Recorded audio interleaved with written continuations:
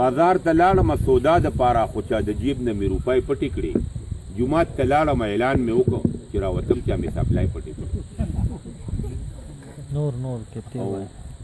ما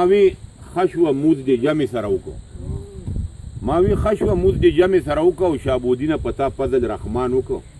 وی چې مونځ راله امام صاحب ټول وکړو او ما بېغمه ټول حساب د دوکان وکړو او ما وی چې خوند دې وکړه خان صاحبه چې شابودین له دې زکات ورکړو هغه وی دی راله څاروي سره وي ځکه مې درې لږ شیان زیات ورکړو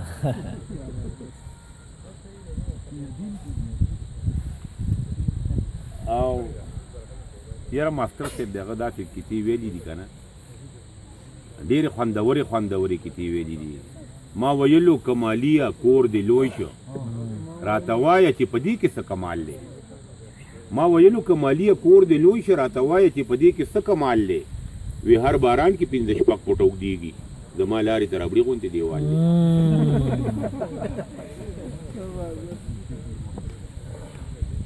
او ټایي په غاړه کې سرباندې ګرځوم ټایي په غاړه کې سرباندې ګرځوم